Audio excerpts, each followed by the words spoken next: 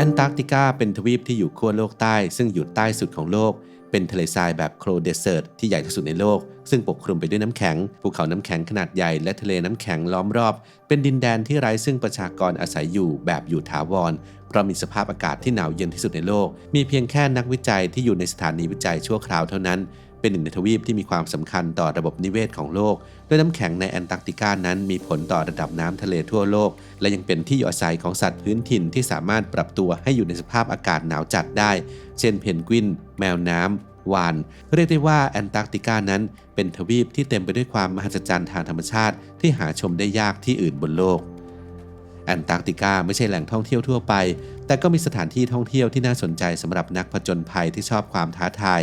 อย่างการได้ปีนเขาระยะสั้นๆข้ามทุ่งหิมะขาวโพลนที่กว้างไกลสุดลูกหูลูกตาเดินทางเข้าไปเฝ้ามองฝูงนกเพนกวินและสัตว์พื้นถิ่นต่างๆหรือสามารถพายเรือคายักท่ามกลางภูเขาน้ำแข็งเป็นต้นครับ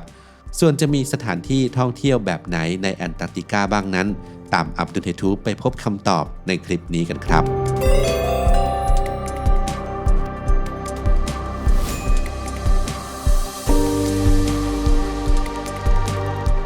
1. ภูเขาบราวน์บลัฟ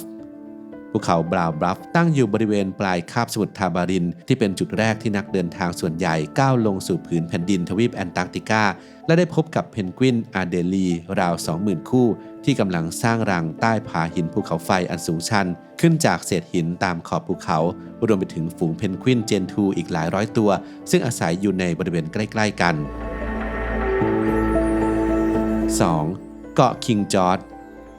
เกาะคิงจอร์จเป็นเกาะที่ตั้งชื่อตามพระเจ้าจอร์จที่ 3เป็นหนึ่งในเกาะที่ใหญ่ที่สุดในหมู่เกาะเซาท์เซตแลนด์ที่มีฐานวิจัยทางวิทยาศาสตร์ของหลายประเทศตั้งอยู่บนเกาะแห่งนี้จึงเป็นที่ตั้งของโบสถ์แต่ละประเทศโดยหนึ่งในโบสถ์ทางใต้สุดของโลกที่วิจิตรบรรจงที่สุดก็คือ Trinity Church ซึ่งเป็นโบสถ์ของศาสนาคริสต์นิกายออร์โธดอกซ์ในประเทศรัสเซียซึ่งสร้างขึ้นจากไม้ในสไตล์รัสเซียดั้งเดิมสามารถรองรับผู้มาสักการะได้ถึง30 คน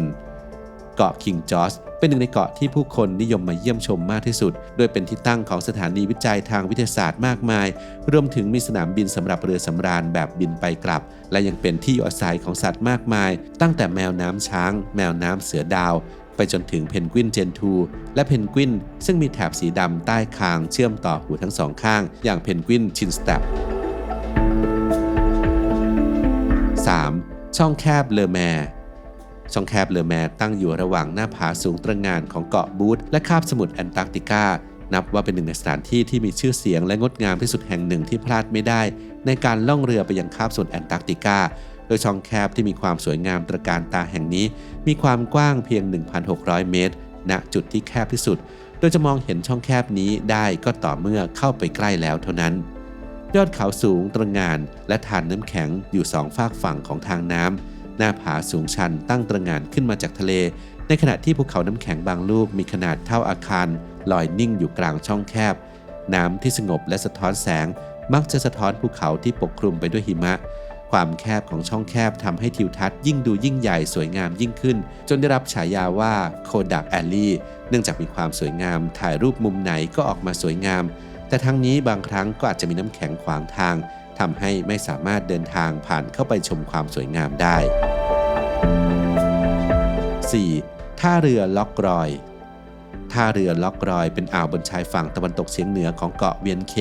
ในหมู่เกาะพลาเมอร์ทางตะวันตกของคาบสมุทรแอนตาร์กติกซึ่งเดิมเป็นฐานทัพของอังกฤษในช่วงสงครามโลกครั้งที่ 2ก่อนจะกลายเป็นสถานีวิจัยและปิดตัวลงและมีการปรับปรุงใหม่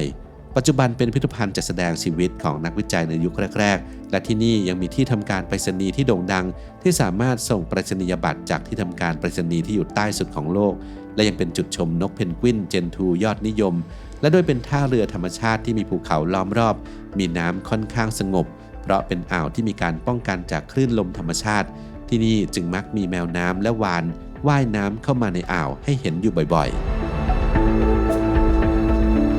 5. ภูเขาไฟเอเรบัสภูเขาไฟเอเรบัสเป็นภูเขาไฟที่อยู่ใต้สุดของโลกที่ยังคุกรุ่นอยู่ตั้งอยู่บนเกาะรอสในแอนตาร์กติกาสูง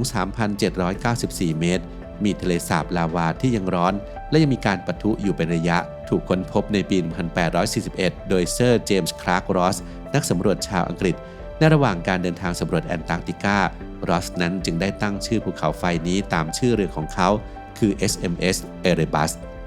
การชมภูเขาไฟเอเรบัสเป็นการชมจากระยะไกลผ่านทัวร์เรือที่ล่องในทะเลรอสหรือทางเครื่องบินที่ได้รับการอนุญาตเท่านั้น 6. เกาะเอเลเฟนต์เกาะเอเลเฟนต์เป็นเกาะหินขนาดเล็กในทะเลเวดเดลทางตะวันตกของคาบสมุทรแอนตาร์กติกาเป็นเกาะที่ใครที่ชอบเรื่องราวการสำรวจขั้วโลกใต้ไม่ควรพลาดเพราะเกาะแห่งนี้มีชื่อเสียงจากเหตุการณ์ประวัติศาสตร์ที่เกิดขึ้นในปี 1916 เมื่อเออร์เนสต์ แชคเคิลตันและลูกเรือส่วนหนึ่งของเรือแอนดูแรนซ์ต้องมาประสบภัยกับเรือแตกและลอยคอมาติดเกาะอยู่ที่นี่เป็นเวลา 4 เดือนก่อนที่จะได้รับการช่วยเหลือบนเกาะแห่งนี้เราจึงสามารถเที่ยวชมสถานที่ที่แชคเคิลตันและลูกเรือเคยอาศัยอยู่จะได้เห็นซากปรักหักพังของค่ายที่ลูกเรือเคยสร้างขึ้นเพื่อหลบหลีกสภาพอากาศเลวร้ายและนอกจากนี้บนเกาะเอเลเฟนต์แห่งนี้ยังเป็นที่อาศัยของสัตว์ป่าหลายชนิดเช่นเพนกวินแมวน้ำและนกทะเลอีกด้วย 7. ธารน้ำแข็งรอสธารน้ำแข็งรอสเป็นหนึ่งในธารน้ำแข็งที่ใหญ่ที่สุดในโลกมีพื้นที่กว้างขวางและมีทัศนียภาพที่งดงามของน้ำแข็งที่ทอดยาวออกไปจนสุดลูกหูลูกตานักท่องเที่ยวสามารถเดินหรือขับรถสโนว์โมบิลบนพื้นผิวน้ำแข็งชมความงดงามของน้ำแข็งที่หลากหลายและภูมิทัศน์ที่ไม่เหมือนที่อื่นในโลกและธารน้ำแข็งรอสก็ยังเป็นที่อาศัยของสัตว์หลายชนิดเช่นเพนกวินวาฬแมวน้ำและนกทะเลทำให้เราสามารถชมและถ่ายภาพสัตว์เหล่านี้ในธรรมชาติได้ 8. เกาะ Deception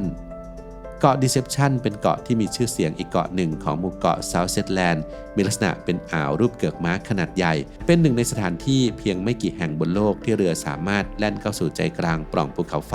ที่จมอยู่ใต้น้ำได้โดยตรงและยังมีภูมิประเทศที่ประกอบไปด้วยเนินภูเขาไฟพื้นที่ราบที่ปกคลุมด้วยเท่าฐานนอกจากนี้ชายหาดบางอ่าวบนเกาะนี้ยังเป็นน้ำอุ่นซึ่งไอน้ำระอุขึ้นมาจากใต้ดินให้นักท่องเที่ยวลงไปนอนแช่น้ำอุ่นท่ามกลางความหนาวเย็นเรียกได้ว่าเป็นอีกหนึ่งสถานที่สำหรับผู้หลงใหลในภูมิประเทศทางธรณีวิทยา